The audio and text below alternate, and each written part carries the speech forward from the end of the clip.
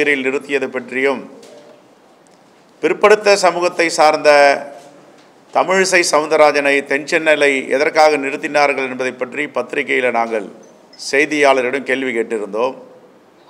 ஏன் நிர்மலா சீதாராமன் பிறந்த திருச்சியில் அவர் நிற்கவில்லை?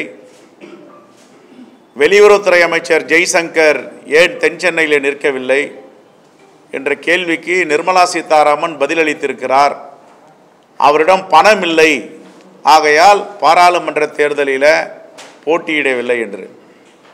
அப்படி என்றால் அவர் கேபினெட் அமைச்சர், நிதித்துறை அமைச்சர், அவரை விட மிகப்பெரிய சிறிய துறையை வகித்து கொண்டிருக்கின்ற முருகனிடம் பணம் இருக்கிறதா? ஆளுநர் தமிழிசை சவுந்தரராஜனிடம் பணம் இருக்கிறதா? இவர்களை ஒப்பிட்டு பார்க்கும் பொழுது நிர்மலா சீதாராமன் கூறிய கருத்து ஏற்றுக்கொள்ளக்கூடியதா என்ற கேள்வியை எழுப்புகிறோம். மீண்டும் வெயிலில் சுற்றுவதற்கும் களப்பணியில் இருப்பதற்கும் விளிம்பு நிலை மக்களும் பிற்படுத்தப்பட்ட மக்களும், ஆனால் ஆட்சி அதிகாரத்தில் எந்தவித சிரமமும் இல்லாமல் அனுபவிப்பதற்கு வெளியுறவுத்துறை அமைச்சர் ஜெய்சங்கர் தென்சென்னையில் பிறந்தவரும் திருச்சியில் பிறந்த நிதியமைச்சர் நிர்மலா சீதாராமன் அவர்களும். இதற்கெல்லாம் பாஜக தலைவர்கள் தெளிவான பதிலை மழுப்பாமல் சொல்ல வேண்டும். சமூக நீதி எந்த அடிப்படையில் பாஜகவில் இருக்கிறது, இயற்கை நீதி எந்த அளவில் பாஜகவில் இருக்கிறது என்பதை பற்றி மோடி அவர்கள் வாய் திறக்க வேண்டும்.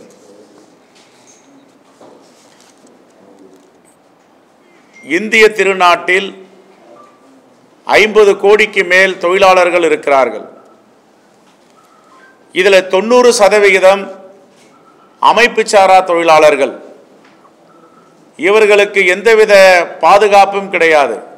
மருத்துவ பாதுகாப்பும் இல்லை, காப்பீட்டு பாதுகாப்பும் இல்லை, சமூக பாதுகாப்பும் இல்லை. இவர்களுக்கு சராசரியாக இந்தியா முழுவதும் 176 ரூபாய் தினக்கூலியாக பெற்று வருகிறார்கள்.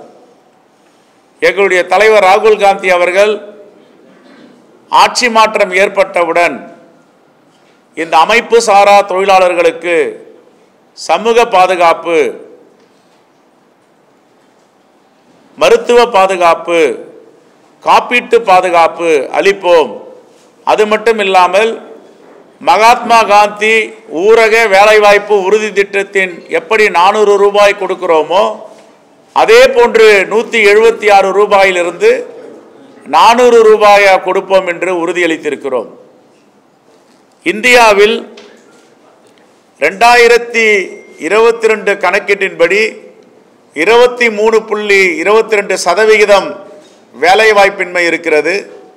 இதில் 25 வயதுக்கு உட்பட்டவர்கள் 42% இருக்கிறார்கள். ஆகவே இந்த வேலைவாய்ப்பின்மையை அகற்றுவதற்கும் இளைஞர்களுக்கு வேலைவாய்ப்பை அளிப்பதற்கும் இந்தியா கூட்டணி ஆட்சிக்கு வந்தவுடன் இதை செயல்படுத்தப்படும் என்று கூறிக்கொள்கிறோம். அதே போன்று அமைப்பு சாரா தொழிலாளர்கள், முக்கியமாக வயதானவர்கள், முதியவர்கள், மாற்றுத்திறனாளிகள், இவர்களுக்கு எந்தவித பாதுகாப்பும் இதுவரை மோடி அரசு அளிக்கவில்லை.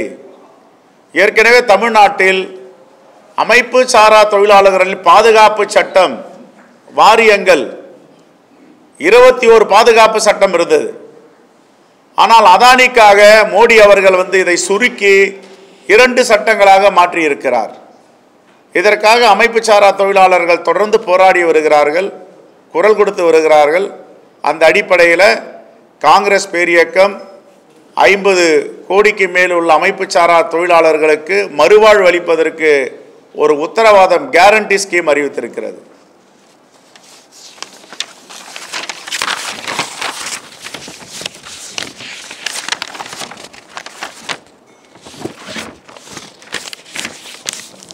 வேற ஏதாவது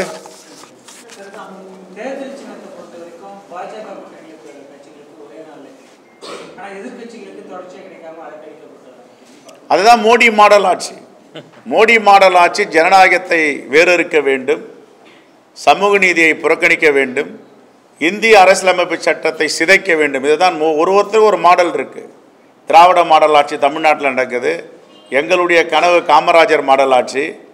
மோடி மாடல் ஆட்சி வந்து மாநில கட்சிகளை எல்லாம் அழிக்க வேண்டும், சிதைக்க வேண்டும். தேர்தலுக்கு எங்களுடைய நிதி, எங்களுடைய பாராளுமன்ற உறுப்பினர்கள், சட்டமன்ற உறுப்பினர்கள் கொடுத்த நிதியில், மக்கள் கொடுத்த நிதியில் தேர்தலை சந்திக்கலாம் என்றால் அந்த பணத்தை மோடி அரசு திருடும், எடுத்துக்கொள்ளும். இதுதான் மோடி மாடல் அரசு. தேர்தல் ஆணையம் முன்னாடியெல்லாம் வந்து தேர்தல் ஆணையம் என்பது சுதந்திரமாக செயல்பட்டு இருந்தது.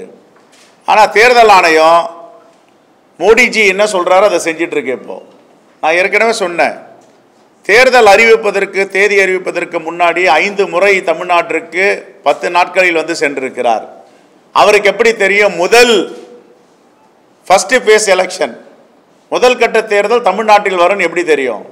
அப்போ தேர்தல் ஆணையத்திற்கு மோடிஜி எழுதி கொடுக்கிறார், அதை தேர்தல் ஆணையம் அறிவிக்கிறது. அமலாக்கத்துறை அவருடைய கையில், சிபிஐ அவருடைய கையில், இன்கம் டேக்ஸ் அவருடைய கையில், தேர்தல் ஆணையம் அவருடைய கையில். முன்னாடியெல்லாம் வங்கிகள் இல்லாமல் இருந்தது, இப்போ பாரத ஸ்டேட் வங்கியும் அவர் கையில். எல்லாத்தையும் அவர் கையில் வச்சு அவங்கள நம்பி தான் தேர்தலில் நிற்கிறாரு. இந்தியா கூட்டணி மக்களை நம்பி தேர்தல் நிற்கிறது. ரைட்.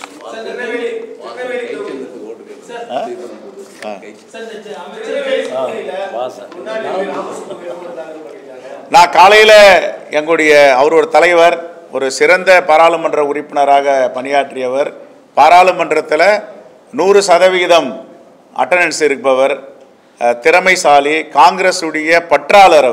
அவங்க குடும்பமே காங்கிரஸ் தான். அவர் ஒரு மன உளைச்சலில் போட்டிருக்காரு. இன்றைக்கி காலையில் நான் அவர்கிட்ட தொடர்பு கொண்டு பேசினேன், அதை வாபஸ் வாங்கிக் கொள்கிறேன்னு சொல்லியிருக்கிறார். பேசிகிட்டு இருக்கோம், எல்லா தலைவர்களையும் ஒரே மேடையில் எடுத்து பேசிகிட்டு இருக்கோம். வெகு விரைவில் அறிவிப்போம்.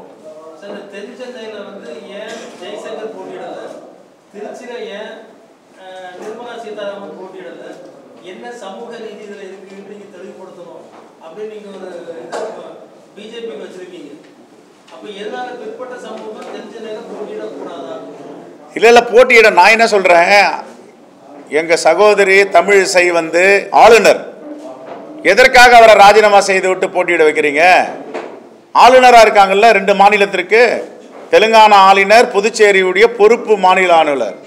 அவங்கள எதுக்கு நீ வந்து வெயில சுத்த விடுறீங்க? எதுக்கு நிற்க வைக்கிறீங்க? ராஜ்யசபாய்க்கு நீங்கள் அமைச்சராகி இருக்கலாமா? அப்போ ஒன்று, அவருடைய அளவுகோல் தானே அந்த தென் சென்னையில் பிறந்த ஜெய்சங்கருக்கு பிறந்தோம், வெளியுறவுத்துறை அமைச்சருக்கு. அவரை வெயிலில் நடக்க சொல்லுங்க, ஜீப்பில் ஏறி ஓட்டு கேட்க சொல்லுங்க. அப்போ ஒரு சாராருக்கு ஒரு நீதி, இன்னொரு சாராருக்கு ஒரு நீதி. நான் என்ன சொல்கிறேன், வாயை திறந்து பேச சொல்லுங்க சார், நிறைய செய்திகள் இருக்கு, பேசுவோம்.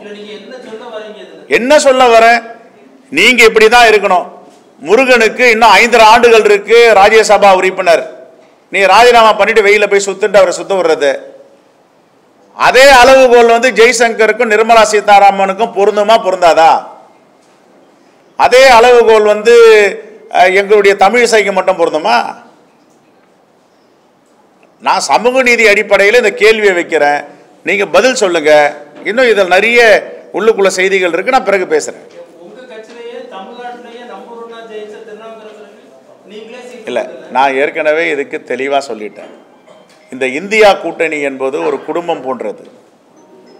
ஒரு கூட்டணிக்கு கொடுக்க வேண்டிய தொகுதியை விட்டு கொடுங்கள் என்று நாங்கள்லாம் எப்பவுமே விட்டு கொடுக்குறோங்க சார். விட்டு கொடுப்பவர்கள் கெட்டு போவதில்லை. நாங்கள் விட்டு கொடுத்துருக்கோம், அவ்வளோதான். எங்கள் தலைவர் திருநாவுக்கரசருக்கு இதை விட நல்ல பதவி கொடுப்போம். Right, thank you.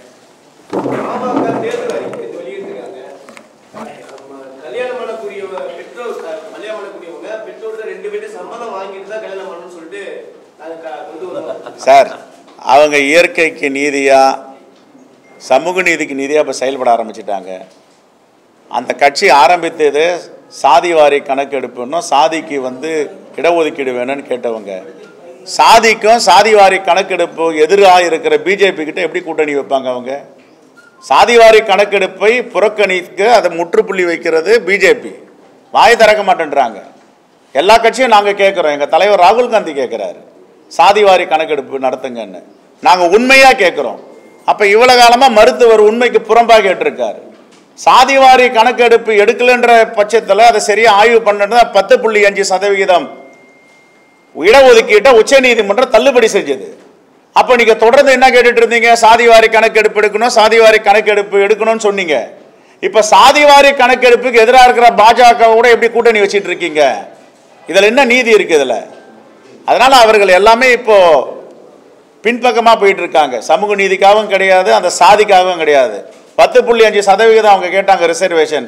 எங்கள் காங்கிரஸ் கட்சி 20.5% பாராளுமன்றத்தில் ரிசர்வேஷன் கொடுத்துருக்கோம். அவருடைய மனசுல என்ன இருக்கு? கை சின்னம் ஆட்சிக்கு வரணும், கை சின்னம் தான் அந்த நாட்டை ஆளணும், கை சின்னம் வந்தா தான் சுபிக்ஷமா அந்த நாடு இருக்குன்னு சொல்லி இருக்காரு, வெளிப்படுத்தி இருக்காரு. அது உள் மனசுல இருந்து வர்றது. நன்றி.